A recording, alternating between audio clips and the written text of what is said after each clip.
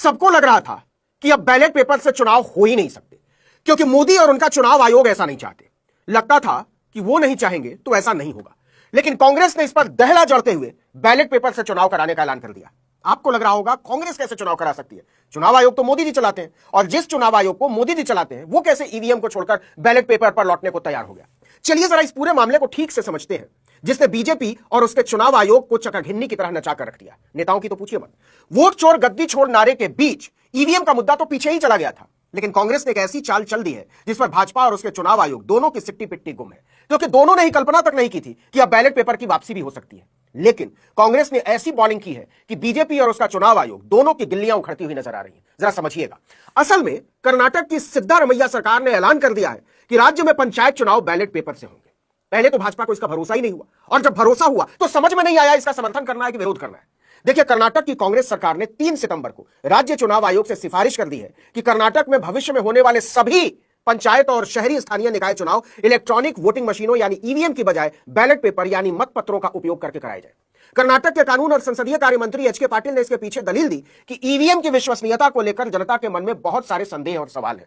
लिहाजा ग्राम स्तरीय लोकतांत्रिक प्रक्रिया में विश्वास बहाली के लिए कैबिनेट ने फैसला लिया है कि सरकार आगे से स्थानीय निकाय चुनाव में ईवीएम का इस्तेमाल नहीं करेगी और वोट बैलेट पेपर के जरिए ही डाले जाएंगे।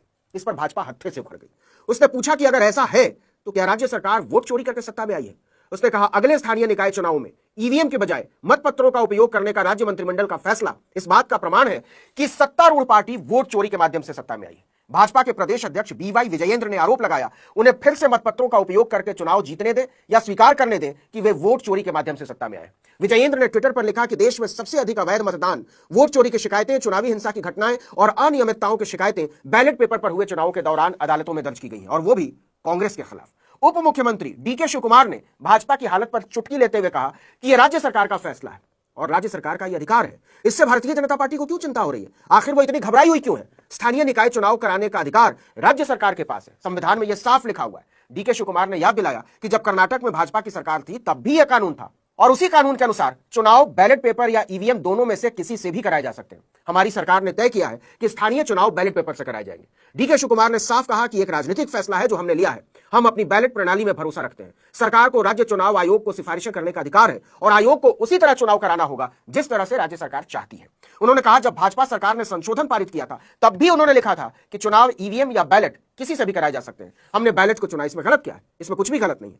लोकसभा चुनाव से जुड़े वोट चोरी के मुद्दे पर सवाल पूछे जाने पर डीके शिवकुमार ने कहा, हमने उस मामले की पूरी जांच की है, लेकिन अभी मैं उस पर कुछ नहीं कहूंगा। राज्य, संसद या विधानसभा चुनावों को लेकर जो भी फैसला करना है वो केंद्रीय चुनाव आयोग करे, लेकिन स्थानीय निकाय चुनावों के लिए राज्य सरकार का फैसला ही मान्य होगा। इसे लेकर भाजपा को परेशान होने या घबराने की जरूरत नहीं है। उसे जनता और जनतंत्र पर भरोसा रखना चाहिए। लेकिन भाजपा बुरी तरह तिलमिलाई हुई है। उसने ऐसा कभी नहीं सोचा था कि देश अब कभी भी ईवीएम से बैलेट पेपर की तरफ लौट सकता है। अब तो छात्र संघ के चुनाव में भी ईवीएम का इस्तेमाल हो रहा है।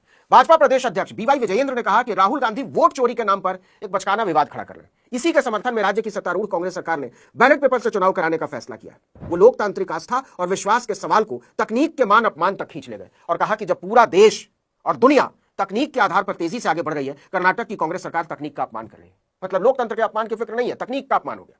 वहीं कर्नाटक के पूर्व मुख्यमंत्री और भाजपा नेता जगदीश शेट्टार ने एक नासमझ नेता की तरह कहा कि दुनिया के लगभग सभी देशों ने मतपत्र प्रणाली को छोड़ दिया है, अब हर कोई ईवीएम का इस्तेमाल कर रहा है। कि शेट्टार को शायद पता नहीं है कि दुनिया के विकसित देशों में से कोई भी ईवीएम का इस्तेमाल नहीं करता। यहां तक कि ईवीएम बनाने वाले देश Germany, America, England, France, Sweden, Denmark, कहीं भी ईवीएम का इस्तेमाल नहीं होता। यहां गौर करने वाली बात जो है वो ये है कि जिन कुछ विकसित देशों ने ईवीएम का इस्तेमाल शुरू भी किया था, उन्होंने भी इसकी विश्वसनीयता पर उठे सवालों की वजह से इसको बंद कर दिया। जैसे ईवीएम बनाने वाला देश जर्मनी 2009 में इसका इस्तेमाल बंद कर देता है। इटली ने तो 2006 में पायलट टेस्ट के बाद इसे छोड़ना बेहतर समझा। इसी तरह नॉर्वे ने 2011 में पायलट टेस्ट के बाद ईवीएम से चुनाव पर आगे न बढ़ने का फैसला किया। नीदरलैंड्स ने भी 2007 में ईवीएम का इस्तेमाल बंद कर दिया। और तो और दुनिया के सबसे विकसित देशों में से एक जापान ने 2018 में ईवीएम से चुनाव पर रोक लगा दी, बैन कर दिया। पूरे यूरोप में कोई भी देश ईवीएम से संसदीय चुनाव नहीं कराता। लेकिन बीजेपी के नेता खुलेआम झूठ बोल रहे हैं कि दुनिया के लगभग सभी देशों ने मतपत्र प्रणाली को छोड़कर ईवीएम अपना लिया है। और कोई गली छाप नेता झूठ बोले तो समझ में भी आता है। जगदीश शेट्टार जैसा एक पूर्व मुख्यमंत्री जनता की आंखों में इस तरह धूल झोंके तो बात समझ में नहीं आती। शेट्टार ने कहा कि बैलेट पेपर से चुनाव की तरफ लौटना कांग्रेस सरकार का अब तक का सबसे बुरा फैसला है और यह चुनाव के लिए अच्छा नहीं होगा। वहीं बैलेट पेपर से चुनाव कराने पर अड़े सिद्धारमैया सरकार का कहना है कि यह निर्णय ईवीएम में विश्वास की कमी, मतदाता सूची में विसंगतियों और वोट चोरी के आरोपों के कारण लिया गया है। बैलेट पेपर से चुनाव कराने से चुनावों में पारदर्शिता और निष्पक्षता बढ़ेगी। अब चुनाव आयोग की समझ में नहीं आ रहा है कि उसे संविधान के नियम के हिसाब से चलना है या भाजपा के नियम के हिसाब से। जो भी हो, लेकिन बैलेट पेपर से चुनाव पर बीजेपी के विरोध ने कान तो खड़े कर ही दिए हैं। आखिर वो इस कदर